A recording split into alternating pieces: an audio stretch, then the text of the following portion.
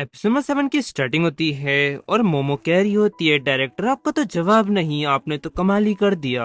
आपने ना केवल ये प्रॉब्लम सॉल्व किया बल्कि हमारे न्यू प्रोडक्ट का प्रमोशन भी किया। और आगे शिष्या कहती है, हालांकि हमारा ये मामला तो सॉल्व हो गया, लेकिन मुझे कहीं ना कहीं लगता है कि हमारे इस प्रोडक्ट की प्राइस थोड़ी तो ज्यादा है।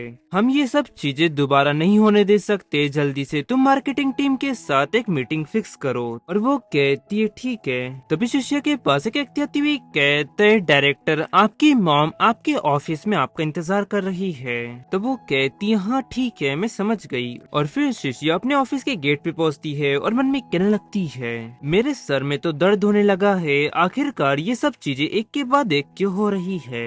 जैसे ही वो ऑफिस के अंदर एंटर होती है, तभी अचानक उसके सर पर एक बुक आकर पड़ती है। और ये देख मोमो कहती है, डायरेक्टर आप ठीक तो है ना। और शिष्य उससे कहती है, मोमो तुम यहाँ से जाओ। और फिर वो अपने ऑफिस में एंटर होती है और उससे कहती है, क्या तुम पागल हो चुकी हो, तुम कंपनी में आकर ऐसा तमाशा खड़ा क्यों कर रही हो। और अगर इसकी मॉम कहती है, शिष्या तुम कचरा हो, अब से तुम इस कंपनी में आई हो तब से कुछ न कुछ गड़बड़ हो ही रही है। उस दिन वो लड़की ने लगभग टेरेस से जंप कर ही दिया था और आज हमारे न्यू प्रोडक्ट की क्वालिटी पर सवाल उठे। इसकी ये सब बातें सुन शिष्या कहती, आपको पता था कि नीचे कुछ गड़बड़ हुई है, लेकिन आपने इससे निपटने के बजाय आपने मेरे ऑफिस में छुपना चुना।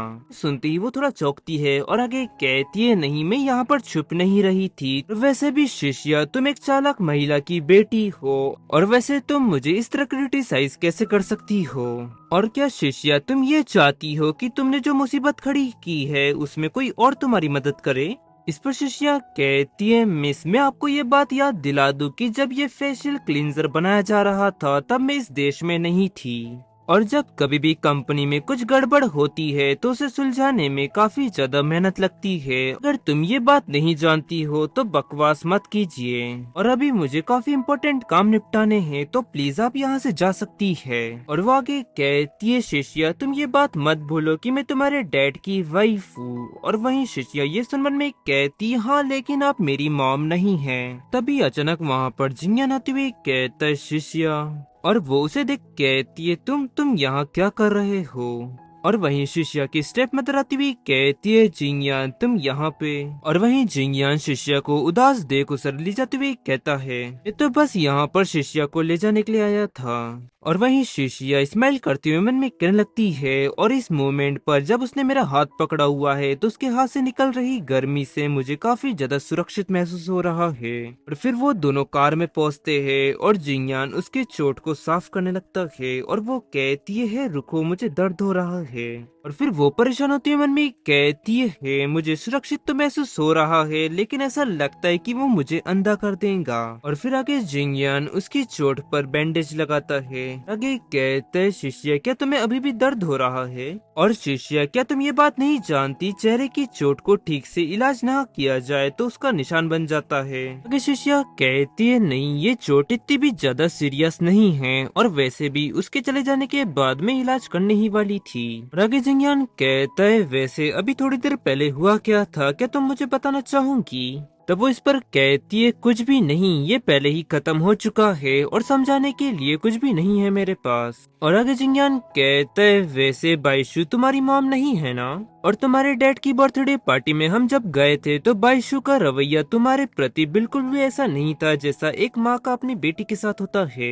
और आगे शिष्या कहती है, कहीं जिंगयान तुम्हें अचानक ऐसा तो नहीं लग रहा है ना कि तुमने शी परिवार की एक नकली बेटी से शादी कर ली है। तब जिंगयान कहता है, सच कहूँ तो मुझे तुम्हारे आने से पहले शी परिवार से हो, मुझे उसके बारे में भी पता नहीं था। तो वो इस पर कहती है, वो इसीलिए क्योंकि मेरा पालन पोषण शी परिवार में नहीं हुआ था, और मैं कोई अमीर परिवार की लाड़ प्यार में पली लड़की नहीं हूँ। फिर वो अपनी ड्रेस को कस के पकड़ लेती है। तभी जिंगयान उसका हाथ पकड़ती हुई कहता है, शिष्या मुझे इन सब बातों से कोई भी फर्क नहीं पड़ता।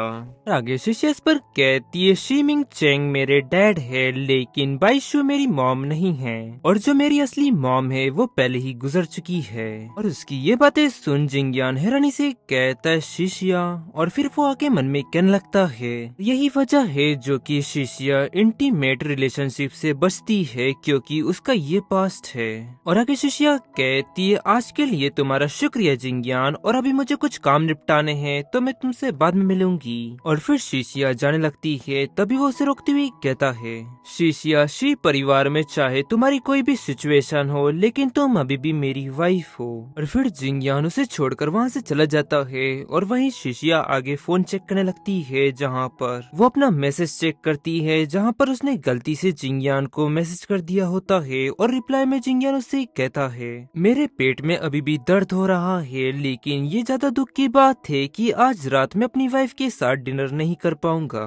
और वहीं ये मैसेज देख वो ब्लश करते हुए मन में कहती है जिंगयान तुम रिप्लाई देने में काफी ज्यादा स्लो हो। और फिर तभी शीशिया को एक कॉल आता है और सामने से कोई कहता है शीशिया आज दोपहर को मैं तुमसे मिलना चाहती हूँ। और शीशिया हैरानी से कहती है वैसे तुम कौन हो। और वो आगे कहती है मैं शीलिंग बोल रही हूँ और आज दोपहर को तुम मुझे कॉफी शॉप में मिलो, मैं तुमसे ली जियांग के बारे में कुछ बात करना चाहती हूँ। और फिर कॉल कट हो जाता है और शीशिया मन में कहती है लगता है आज का भारी दिन अभी तक खत्म नहीं हुआ है। और फिर शिफ्ट में कुछ समय बाद का समय दिखाया जाता है जहाँ पर कॉफी शॉप में शीशिया शीलिंग से कह रही होती है शीलिंग कहो आखिरकार वो कौन सी बात है जो तुम मुझे मेरे हस्बैंड के बारे में बताना चाहती हो।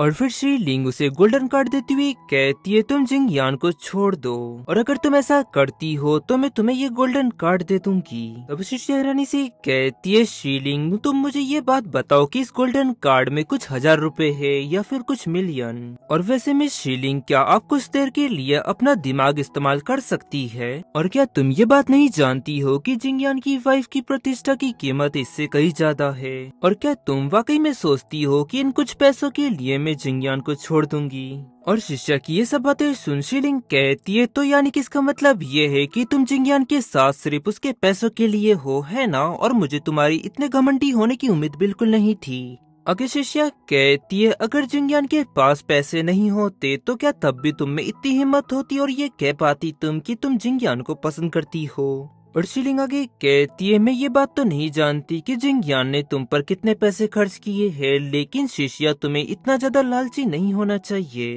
तभी शीशिया चिल्लाती हुई कहती है शीलिंग तुम यहीं पर रुक जाओ, अगर तुम यहाँ से आगे बढ़ती हो तो देखना अंजाम बुरा होगा।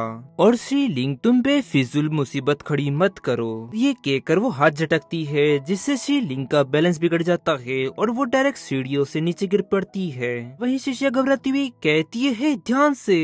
और फिर तभी अचानक कहीं से रिपोर्टर्स आ जाते हैं और वो उससे सवाल करते हुए कहते हैं मिस शीशिया आपने मिस शीलिंग को आखिरकार सीढ़ियों से धक्का क्यों दिया। कहीं सबके पीछे ऐसा तो नहीं कि आपके मन में उनके लिए कोई नफरत हो और इसके चलते आपने ये सब उनके साथ किया हो। और गाइस इसी के साथ ये एपिसोड यहाँ एंड होता है। पसंद आया तो लाइक एंड सब्सक्राइब जरूर करें। मिलते हैं आपको जल्दी नेक्स्ट एपिसोड में।